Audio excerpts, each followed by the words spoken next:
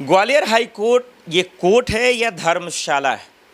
मध्य प्रदेश एक राज्य है या गुंडों का दहलीज है या गुंडों का दरअसल कारखाना है? क्या एमपी पुलिस अपने संविधान की कसम खाने के बाद उसकी रखवाला कर रहा है या उनके नाम पर गुंडागिरी करने वालों को बढ़ावा दे रहा है? क्या संविधान की कसम खाने वाले लोग उनके साथ बेईमानी तो नहीं कर रहे हैं? क्या इस देश में वो भी वकील आज जो मनुवादी को बढ़ावा देते हैं, क्या वो अंबेडकर जी और संविधान के साथ नाइंसाफ़ी तो नहीं कर रहे हैं? दर्शकों, मध्य प्रदेश में जो हो रहा है, जजों के आदेशों के बावजूद और पीडब्ल्यूडी के स्टैच्यू बनाने के बावजूद वो तस्वीर इतना बेईमानी भरा है, वो फैसला और वो लड़ाई और वो विरोध ये इतना बेईमानी भरा है जो आज कैमरे पे बताना बहुत ज़रूरी हो गया है। हम और आप जानते हैं कि अंबेडकर जी का मकाम जो है, अंबेडकर जी का जो ओहदा है, वो इतना बड़ा है कि आज इस देश में कोई माई का लाल पैदा हो ही नहीं सकता है। भले प्रधानमंत्री जी हों, अमित शाह जी हों, या इस देश में एक से बढ़कर एक हुक्मरान हो, वो इस बात की गवाही और इस बात को चैलेंज नहीं कर सकता कि वो अंबेडकर जी से बड़ा है। फिर ये अनिल मिश्रा वकील कौन है जो बताता है कि दरअसल संविधान के कर्ता धर्ता और पूजनीय कोई और ही है? ये ऐसा अन्याय कैसे हो सकता है?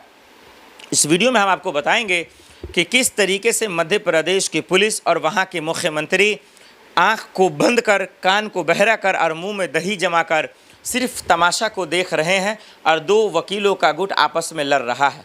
और ये लड़ाई, ये विरोधपन और ये बेईमानी जातिवाद के हिंसा में कैसे बदलती जा रही है, ये इसका भी रिपोर्ट हम आपके सामने बताएंगे। और बताएंगे कि इस हिंदुस्तान में राजनीति और सियासत के नाम पर किस तरीके से हमारे स्वतंत्रता सेनानियों को और हमारे उन वीरों को और हमारे उन सेनाओं का भी अपमान होता है, जिसके बदौलत हम और आप आज बोल रहे हैं और खुले आसमान में सांस लेने की कोशिश कर रहे हैं।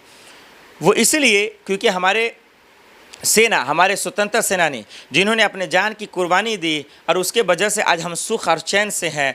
लेकिन इस पर जो है दरअसल इस ज़ख्म पर जो है नमक छिड़कने का काम आज कुछ बेशर्म मंत्री और नेता करते नज़र आ रहे हैं।